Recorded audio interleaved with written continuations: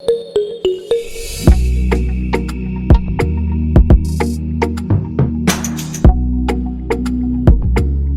trains travels from A to B and B to A in 6 and 10 hours respectively. They start simultaneously at 10 a.m.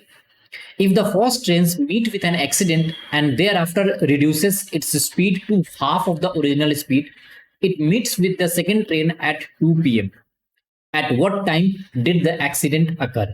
देखो assume कर लो कि ये 2 points है ए और B, और मान लो दो ट्रेन है, एक है ट्रेन T1 जो S1 स्पीड से ट्रेवल कर रहा है और दूसरा ट्रेन है T2 जो S2 स्पीड से ट्रेवल कर रहा है। डोंट वरी, मैं कोई भी इक्वेशन फॉर्म नहीं करूंगा।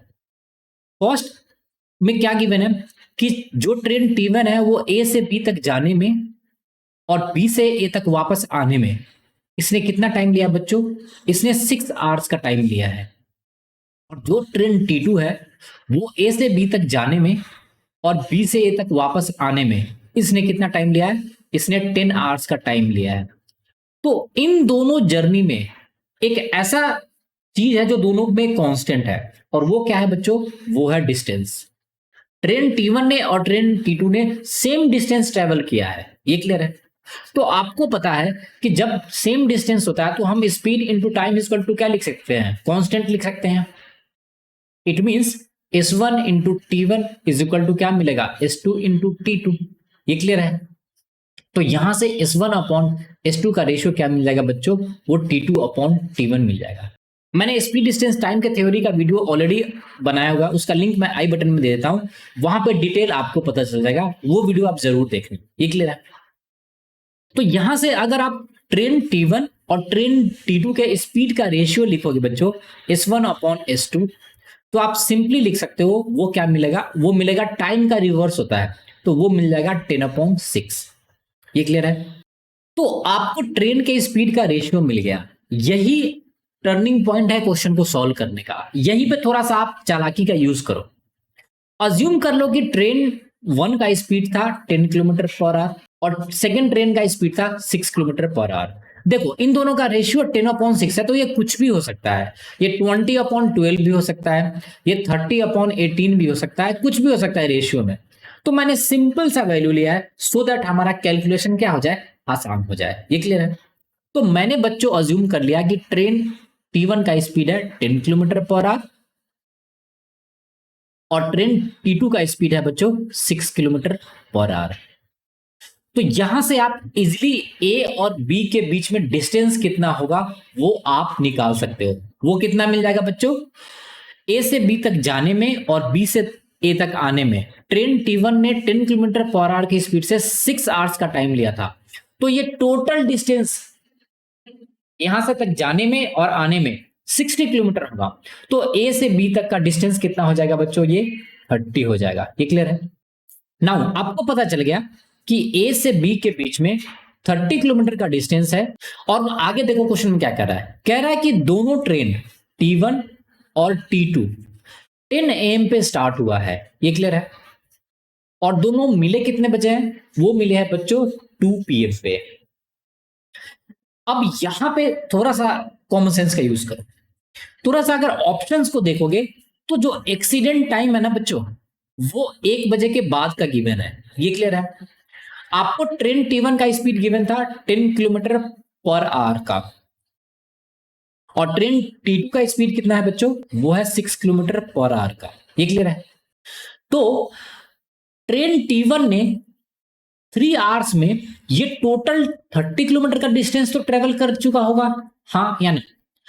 जब ये वापस आ रहा होगा बी से, तब जाकर ये कहीं ना कहीं इससे मिला होगा ट्रेन T2 से। ये क्लियर है?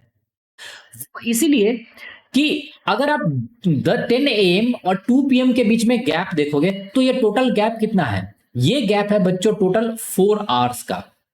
और 4 घंटे के टाइम में जो ट्रेन T2 है उसमें तो कुछ भी नहीं हुआ है, वो तो अपने नॉर्मल 6 किलोमीटर पर आवर की स्पीड से ट्रेवल किया है। तो train T2 starting point A से कितना आगे गया होगा बच्चों? ये गया होगा 24 किलोमीटर। ना क्वेश्चन में ये गिवन था कि एक्सीडेंट 1 बजे के बाद हो रहा है, तो 10 के स्पीड से 1 बजे तक 3 आवर्स का टाइम होता है, तो 3 आवर्स में तो ऑलरेडी ये 30 किलोमीटर ट्रेवल कर लेगा, तो ये तो यहां से ए से बी आ ही जाएगा।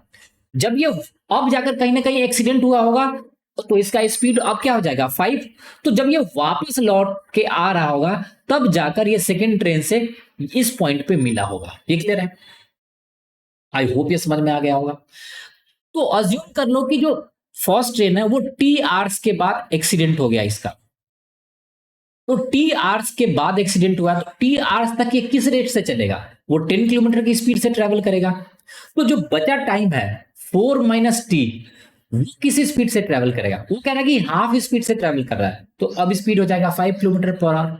देखो रियल टर्म्स में क्या हो रहा होगा, ट्रेन T1 जो था वो ए से स्टार्ट होकर बी तक गया होगा, बोलो बच्चे। इसके बाद कहीं ना कहीं इसका एक्सीडेंट हो गया होगा, उसके बाद ये लौट के आ रहा होगा बी से ए तक। उतने टाइम में ट्रेन T2 10 AM से जो स्टार्ट हुआ था वो यहां से कांस्टेंट स्पीड से जा रहा था, जिसका स्पीड था 6 किलोमीटर पर आवर पे, और ये दोनों जाकर मिल गए होंगे। ये क्लियर है? तो जो मैंने येलो कलर से हाईलाइट किया होगा, ये होगा total distance travel by train T1 और ट्रेन T2, और इन दोनों का वैल्यू कितना होगा बच्चों? वो 60 किलोमीटर होगा। ट्रेन T1 ने कितना डिस्टेंस ट्रेवल किया है? आपने माना था कि टी आवर्स के बाद एक्सीडेंट हुआ है, एक्सीडेंट से पहले इसने कितना डिस्टेंस ट्रेवल किया होगा? 10 इंटू टी। 10 का स्पीड था, टी का टाइम था। एक्सीडेंट के बाद इसका स्पीड कितना हो गया है बच्चों? वो हो गया है 5। और कितनी देर के लिए ट्रेवल किया होगा? टोटल 4 आवर्स का टाइम था, तो 4 माइनस टी कर दो। ये क्लियर है?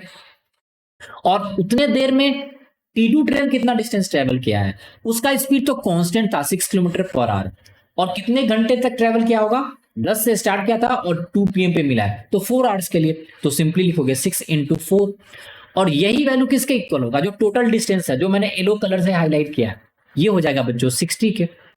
तो यहां से लिखोगे 10t प्लस लिखोगे 20, 5 इंटू 4 एंड माइनस 5t, और ये हो जाएगा कितना बच्चों?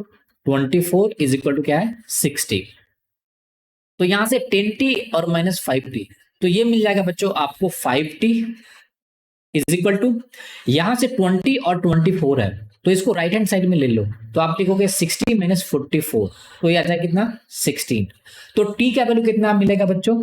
ये मिल जाएगा 16/5, और ये आवर्स में आएगा टाइम। तो इसको अगर आप चेंज करोगे तो इसको लिख सकते हो 3 1/5 आवर्स। तो यहां से ये मिल जाएगा बच्चों 3 आवर्स, और 1/5 आवर्स को चेंज करोगे तो ये मिल जाएगा 12 मिनट। तो 10 बजे के बाद 3 घंटा और 12 मिनट के बाद एक्सीडेंट हुआ होगा। तो वो एक्सीडेंट कितने बजे हुआ होगा? 1:12 पे। ये क्लियर है? सो आई होप ये आपको समझ में आ गया होगा। So thanks for watching the video. If you like the video, do subscribe the channel and share the channel with your friends.